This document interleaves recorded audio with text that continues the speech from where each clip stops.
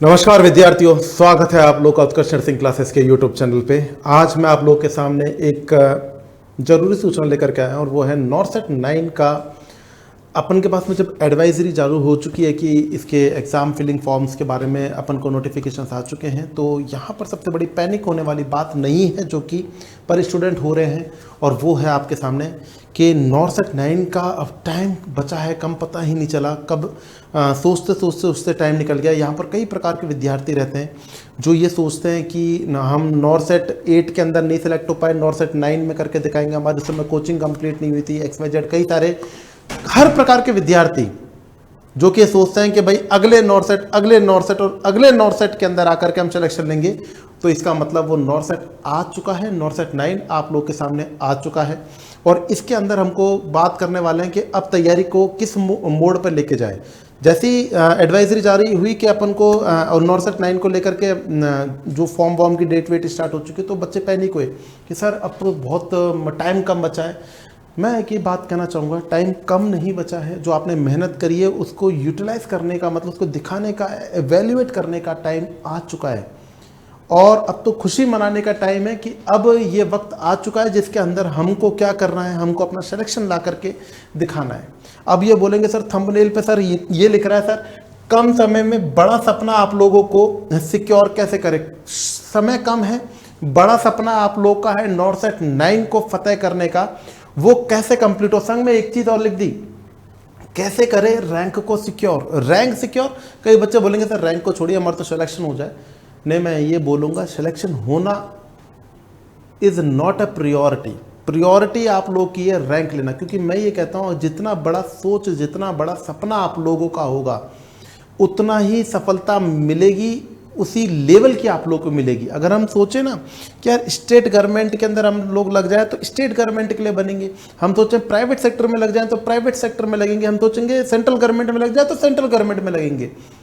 मतलब ओवरऑल बोलने की कोशिश करूं कि ह्यूमन सैम्पियंस, एक मानव जाति जो सोचती है वो कर सकती है। All over world, all over earth में एक ऐसी प्रजाति जो कि वो सोच सकता है, वो कर सकता है, वो है अपना मानव प्रजाति, और जिसके अंदर आप लोगों ने सोचा वो करके दिखाया। तो आपको मैं बताऊं कि आप लोगों को नॉरसेट 9 को सोचना नहीं है कि हम लोगों को सिलेक्शन लेना है, हम लोगों को करके दिखाना है, संग में रैंक भी हासिल करनी है। रैंक हासिल करने के लिए और सिलेक्शन लेने के लिए दोनों को सिमिल्टेनियसली लेने की कोशिश करूं तो एट पॉइंट पर आप लोगों के पास में एक चीज बचती है कि इस समय अब क्या करना चाहिए। इस समय आज आप लोगों को क्या करना चाहिए। तो मैं एक बात कहता हूं, मेरे को ज़्यादा तो नहीं आता कि किस प्रकार से क्या, मैं एक सिंपल सी बात कहना चाहता हूं। अगर मेरा एग्ज़ाम होता तो मैं क्या करता। अगर मेरा एग्ज़ाम होता तो सबसे पहला तो आज के डेट पे लिख देता मैं काउंट डाउन शुरू, कि अब भैया वक्त आ चुका है। फॉर्म मतलब फिक्स हो चुका है सब कुछ, फॉर्म आ गया मतलब फिक्स हो चुका है सब कुछ। तो अब काउंटडाउन शुरू होने का टाइम आ चुका है। तो अपने को जो भी फैलावड़ा है उसको समेटना है, उसको समराइज्ड कर देना है, और समराइज्ड करने का एक ही तरीका होता है, और वो है इतने बड़े बड़े जो कंसेप्ट होते हैं उनको एक पेज के अंदर लिखना। देखो सिंपल सी बात करते हैं, मैं अगर आपसे बात करूं, आप लोगों ने फंडामेंटल ऑफ नर्सिंग को छोड़िए एक बार के लिए, मेडिकल सर्जिकल नर्सिंग में डिस्कस कर लेते हैं। मेडिकल सर्जिकल नर्सिंग में हम रीनल सिस्टम की बात करते हैं।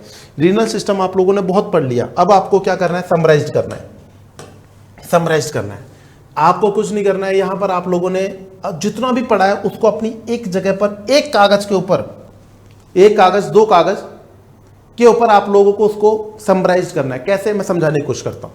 देखिए आप लोगों ने यहां पर लिख दिया, मान लीजिए any type of infection, any type of obstruction, any type of infection, any type of obstruction.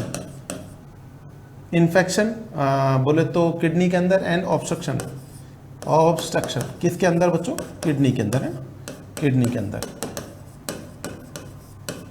ये लीड करेगा किसको, एक्यूट रीनल फेलियर को, एक्यूट रीनल फेलियर लीड करेगा, क्रोनिक रीनल फेलियर को, क्रोनिक रीनल फेलियर लीड करेगा kidney transplantation को। अब यहां पर बात करें भाई इन्फेक्शन के नेम, इन्फेक्शन का नेम है यूरिनरी ट्रैक इन्फेक्शन, जिसके अंदर क्या क्या आते हैं। इसके अंदर आप लोग के पास में क्या आते हैं, तो आप लोग बोलेंगे सर यूरेथ्राइटिस, यूरेथ्राइटिस, यूरेट्राइटिस, और पाइलोनेफ्राइटिस, सिस्टाइटिस,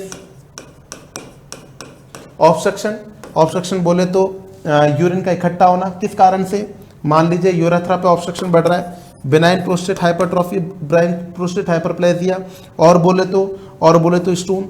ओवरऑल बात करने की कोशिश करूं, ऐसी किसी भी कंडीशन जिसके अंदर यूरिन का स्टैसिस हो रहा है, क्या हो रहा है बच्चों, यूरिन इकट्ठा हो रहा है, यूरिन स्टैसिस हो रहा है, तो वो इन्फेक्शन को लीड करेगा और इन्फेक्शन लीड करेगा ईआरएफ को। अब यहां पर आप लोगों को इन सब के क्या करना है, साइन सिम्टम्स लिखने हैं। एक्यूट पाइलोनेफ्राइटिस क्लासिकली याद रखना, एक्यूट के अंदर कोस्टोवर्टिब्रल एंगल टेंडरनेस, क्रोनिक के अंदर एजोटेमिया, बैक्टीरियमिया कंडीशन। अगर बात करें आप लोगों से सिस्टाइटिस के अंदर, तो सिस्टाइटिस के अंदर मोस्ट कॉमन क्वेश्चन क्या पूछा जाता है, proximity to the anus, basically present in the females, proximity to the anus, short length of the urethra.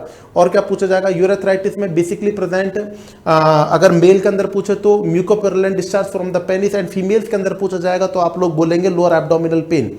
अगर आप लोगों से पूछा जाए, ये सब चीजें आप लोग को यहाँ पर एक एक लाइन में लिख देनी है, एक एक चीजें आप लोग को लिख देनी है। अगर आपसे पूछे बीपीएस, तो बीपीएस के अंदर आप लोग को याद रखना, अर्लीस्ट साइन यूरिनरी स्टीन, late sign dribbling of urine, surgery name TURP, complication impotency, जो इरिगेशन सॉल्यूशन ग्लिसरीन, और जो सिंड्रोम वो TURP syndrome, hyponatraemia.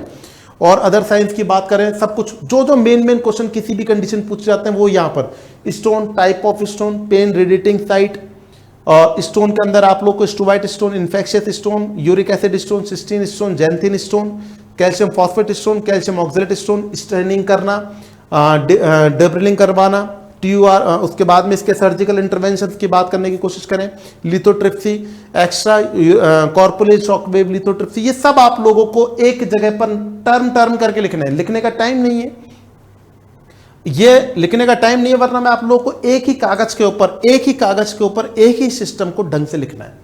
Acute renal failure oliguria होगा, इलेक्ट्रोलाइट्स का इम्बैलेंस, रिटेंशन होगा, मेटाबॉलिक वेस्ट का रिटेंशन होगा। क्रोनिक रीनल फेलियर लिख दो, anaemia, hypocalcaemia, hyperphosphataemia, hyperkalaemia, metabolic acidosis. अरे कहां बच गया, हर चीज आप लोग को, जब तक आप हीमोडायलिसिस को करो, पेरिटोनियल डायलिसिस को करो, पेरिटोनियल डायलिसिस, अल्ट्राफिल्ट्रेशन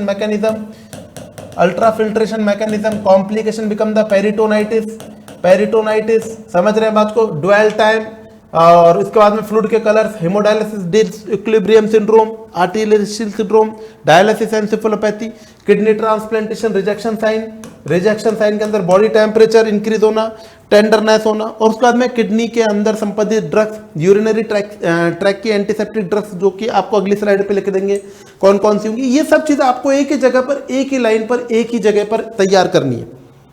इसे कहते हैं समराइजेशन। बोलने से नहीं होता है, जो करता है वो ही कर सकता है। पूरी तैयारी करी है आप लोगों ने, अब खुद के फाइनल नोट्स बनाने का टाइम आ चुका, और इसको लेकर के आप लोग जाने वाले हैं कहां पर, मेन एग्जाम के अंदर। जो भी फैलावड़ा है उसको कवर कर लीजिएगा, वक्त आ चुका है। लास्ट टाइम मैं बोलूं आपको 7 डेज, लास्ट अगर मैं बोलूं ना 7 दिन काफी है आप लोगों के लिए, कि अपन को पर्टिकुलर कमांड कर लेना है इन चीज़ों को। अब बच्चों के बाद में बात रहेगी कि सर कौन कौन से टॉपिक्स को मैं लास्ट टाइम पे कवर अप करने की कोशिश करूं। इसके लिए मैं ब्रीफली, अगर मुझे अनुमति मिलेगी तो मैं एक ऐसा क्लास सेशन लेकर के आऊँगा 1 घंटे का, जिसके अंदर मैं सब चीज़ें आप लोगों से बाकायदा रूबरू होकर के डिस्कस करने की कोशिश करूँगा, या फिर एक शॉर्ट वीडियो आपको रिकॉर्ड करके दूंगा, जो पिछले साल भी दिया था। लेकिन पिछले साल में और इस साल में अंतर ये रहेगा कि पिछले साल में जो मन में कहा था मेरे मन ने, मैंने वो लिख करके दिया था। इस बार जो मेरे मन में इस बार कह रहा है वो लिख करके दूंगा। तो मैं जरूर ये कहूँगा कि जिन बच्चों का मेरे पे विश्वास है वो जरूर, जो आपको नेक्स्ट वीडियो आएगा कि कौन कौन से टॉपिक्स को लास्ट टाइम पे रिव्यू करके जाना है, वो जरूर देख करके जाए उन कंटेंटों को। क्योंकि एक शिक्षक जो अपने कार्य के प्रति डेडिकेशन रहता है, उसके ऊपर सरस्वती का वास बैठ जाता है। तो मैं चाहता हूं कि अगर कहीं पर मेरे को ऐसा लगता है, मेरे मन में अगर कोई ऐसी चीज़ आती है कि ये चीज़ आप लोग को बतानी चाहिए, इसमें से पढ़ के जाना, तो आपको जरूर पढ़ के जानी चाहिए। इसके लिए मैं एक सेपरेट वीडियो आप लोग के लिए और लाऊंगा। आज की डेट में बात करने की कोशिश करें कि आप लोगों का सिलेक्शन का फर्स्ट वर्क है, और वो है समराइजेशन। मैं कुछ नहीं बोलता हूँ, कॉन्फिडेंस बनाए रखो, मोटिवेशन बनाए रखो। मुझे इन दोनों चीज़ों में कुछ नहीं आता है। मुझे तो एक चीज़ आती है, मोटिवेशन का मतलब होता है शॉर्ट टर्म का बूस्ट एनर्जी, और शॉर्ट टर्म के बूस्ट एनर्जी से सिलेक्शन मेरे हिसाब से नहीं लिया जा सकता बच्चों। मैंने अपनी ज़िंदगी के अंदर बहुत मेहनत करी, मुझे पता चला कि मैं कहाँ पर गिर सकता हूँ और कहाँ पर जीत सकता हूँ। अगर हम बात करने की कोशिश करें आप लोगों से, एक बार की बात है, ESIC 2012 का एक फॉर्म भरा हुआ था, जो ESIC 2017-16 के अंदर जाकर के उसका एग्ज़ाम हुआ। उसी टाइम पे ESIC 2016 का भी एक एग्ज़ाम और हो गया। अब ये दोनों फॉर्म एक साथ और एक महीने के अंतर में इनके एग्ज़ाम की डेट थी। तो ESIC 2012 का जो मैंने फॉर्म भरा था, वो ESIC 2016 के अंदर आकर के जो एग्ज़ाम हुआ उसके अंदर मैंने एग्ज़ाम दिया। मैंने क्वेश्चंस को अटेम्प्ट करे, मेरे 149 रैंक आई। मैंने वहां पर अपने अंदर कमी पहचानी और मैंने उसको तुरंत रेगुलेट किया। 1 से 2 महीने बाद में दोबारा से ESIC 2016 का एग्जाम था, मैंने वहां पर अपनी कमियों को पहचाना। मेरी 149 रैंक जो आई थी ESIC 2012 में, तो मैंने 1 से 2 महीने के अंदर अपनी कमी को पहचाना, और उस कमी के अंदर मैंने एक ही चीज देखी कि मुझे जो भी याद है अब उसको समराइज कर देना है, ताकि कचरा नहीं हो कि ये चीज रह गई वो चीज रह गई, सब कुछ एक जगह पे कवर अप कर लेना है। थ्योरी वो कंप्लीट हो गई 7 दिन में बनाने, 7 डेज मैक्सिमम लगेगा। 7 डेज अगर आप लोग करते हैं तो 7 डेज में आप समराइज कर लेते हैं, और 7 डेज में अगर आप समराइज कर रहे थे, इसका मतलब आप रैंक लोगे, सिलेक्शन नहीं लोगे, क्योंकि मैंने करा है। ESIC 2016 का जो फॉर्म निकला था उसके अंदर मेरी रैंक थी 6th, और सिर्फ एक समराइजेशन के कारण से। 1 महीने पहले जो एग्जाम दिया 149 रैंक, और 1 महीने बाद में जो मैंने एग्जाम दिया उसके अंदर 2 महीने बाद में जो एग्जाम दिया उसके अंदर 6th रैंक थी। कारण मैंने अपनी कमियों को पहचाना, मैंने हर चीज के डाटा को समराइज करने की कोशिश की। यकीनन आज आप लोगों को किडनी को लेकर के बैठोगे तो आपको इस नोट्स को बनाने में तकरीबन मैं कहता हूं आपको 6 घंटे लग जाएंगे, लेकिन वो 6 घंटे आपके सिलेक्शन के लिए बहुत ज्यादा यूजफुल होने वाले, याद रखिएगा। कोई चांस ही नहीं है। आपको एक बार अगर आप लोगों ने मेहनत कर ली ना कि किडनी, हार्ट और ये जो छोटे मोटे बाइन्यूट्स टॉपिक होते हैं इनको आप लोगों ने कवर करने की कोशिश कर ली, तो फिर तो आपके थ्योरी का तो मामला खत्म। 7-10 डेज मैक्स, 10 डेज थ्योरी खत्म, समराइज कर लिया, करके बताया आप लोग को। यहां पर आप लोग को एक एक चीज लिखनी है।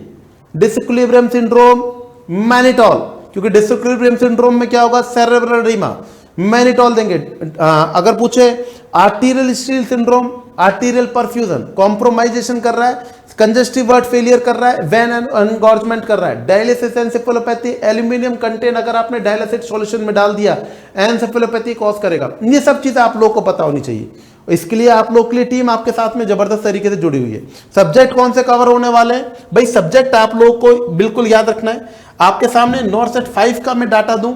सबसे पहले डाटा फंडामेंटल ऑफ नर्सिंग, उसके बाद में डाटा मेडिकल सर्जिकल नर्सिंग। मैं एक ही बात बोलूं ना आप लोगों से, ऐसा मुझे नहीं लगता, मेरी सोच है बच्चों, मेरी सोच है कि फंडामेंटल इज मतलब ओवरऑल बोले F1 MSN के बिना अधूरी है और MSN F1 के बिना अधूरी है।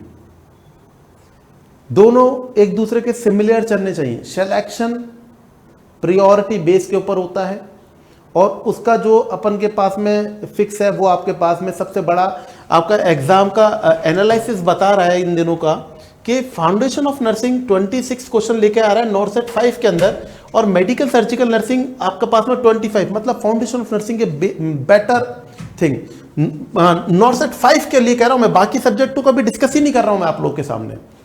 मैं बोलूं ना, अगर मैं आप लोग को बोलूं कि आपका एग्जाम का टाइम आ चुका है, आप ओबीजी को लिख लीजिएगा, तो मैं आप एक दिन के अंदर ओबीजी लिख सकते हैं, और बाकी तो वो कभी भी नहीं लिख पाएंगे, ये भी बता दूं मैं आपको। और जब आपको लगेगा कि हाँ भाई बिल्कुल आ गया टाइम, बिल्कुल आ गया, उस जगह करो मेहनत, तो आज ही कर लो ना। मैं आपको एक बात कहना चाह रहा हूं आपके सामने, बेसिकली देखो नॉर्सेट 5 के अंदर बेसिकली फंडामेंटल आ रही है, नॉर्सेट 6 के अंदर बेसिकली फंडामेंटल आ रही है, नॉर्सेट 7 के अंदर आप लोग 6 मेंस के अंदर 50 फाउंडेशन आ रहे हैं। ये आपके सामने नंबर ऑफ क्वेश्चंस है जो कि नॉर्सेट के विभिन्न प्रकार के एग्जाम्स में नंबर ऑफ क्वेश्चंस कितने कवर अप हो रहे हैं। नॉर्सेट अगर हम बात करने की कोशिश करें प्रीलिम्स प्री को लेकर के, आपको मैं डायरेक्ट ही बताता हूं, नॉर्सेट लास्ट अपने पास में डाटा किसका है, अपने पास में लास्ट डाटा है नॉर्सेट 8 प्री का, ठीक है, नॉर्सेट 8 का।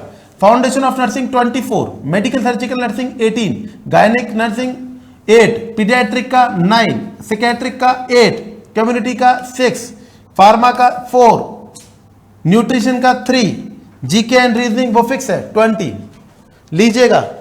नॉर्सेट 8 mains, foundation of nursing 50, medical surgical nursing 35, gynaecological nursing 20, paediatric 18, psychiatric 13, community health nursing 8, pharma 6।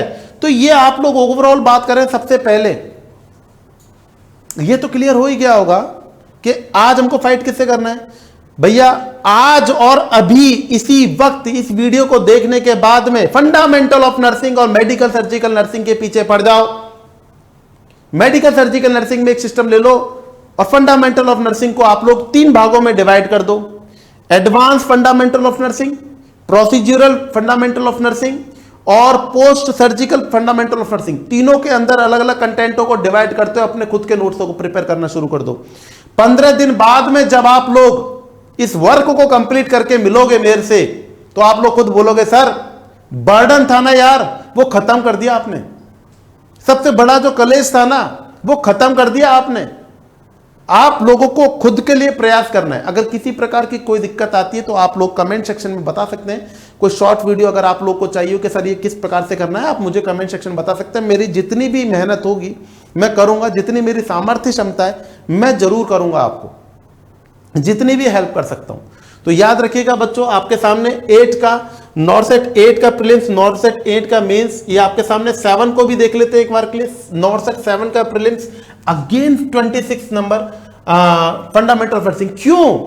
क्योंकि भैया नॉर्सेट अथॉरिटी बॉडी दिल्ली एम्स, और दिल्ली एम्स चाहता है कि मैं अपने जो स्टाफ को लूं वो वेल स्किल स्टाफ लेना चाहता हूं, और वहां पर स्किल का मतलब होता है फंडामेंटल ऑफ नर्सिंग।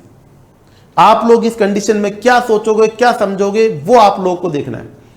तो यहां पर आप लोग को वेटेज ऑफ सब्जेक्ट पता होना चाहिए। सबसे पहली बात, सबसे पहला वेटेज रहेगा फंडामेंटल ऑफ नर्सिंग का, दूसरा रहेगा मेडिकल सर्जिकल नर्सिंग का। लेकिन ये दोनों अलग अलग है ही नहीं, ये तो दोनों एक साथ है। और आज से और अभी से, कल करे सो आज कर और आज करे सो अभी कर, कि सबसे पहले वीडियो देखने के बाद में और तुरंत समराइजेशन करना शुरू करना है। क्योंकि ये बात किसने कही है? ये उस बंदे ने बात कही है। जय प्रभु, कभी घमंड नहीं करता हूं, ये उस बंदे ने बात कही है जिसने ऑल इंडिया टॉप 6 रैंक निकाली है सिर्फ समराइजेशन पॉइंट के ऊपर।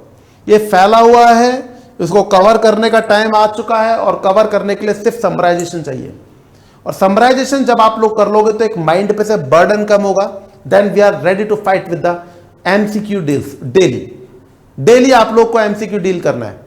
कहीं पर भी आप लोग को जरूरत पड़े उत्कर्ष नर्सिंग क्लासेस की, तो यहां पर उत्कर्ष नर्सिंग क्लासेस नॉर्सेट के बैचेस लेकर के आ रहा है कंटिन्यूअसली। देखो आपके पास में टारगेट नॉर्सेट 100 डेज टारगेट का मतलब क्या है?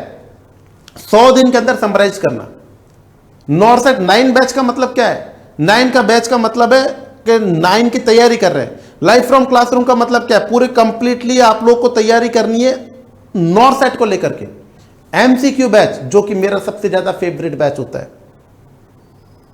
और इस बैच की शुरुआत भी अपन की क्लास ने की थी, और आज की डेट पे सबसे ज्यादा फेवरेट क्लास है। और मैं आपसे कह देता हूं कि हम लोग पूरे मेहनत से इस बैच के अंदर अपनी जी जान लगाने वाले हैं। और मैं अपने लिए बोलूं तो मैं करूंगा यहां पर multiple choice questions, fundamental of nursing का पूरा सुपड़ा साफ। निश्चिंत रहिएगा बच्चों, पूरे विश्वास को दिखाते हुए बैच को ज्वाइन करिएगा if you capable to join the batch.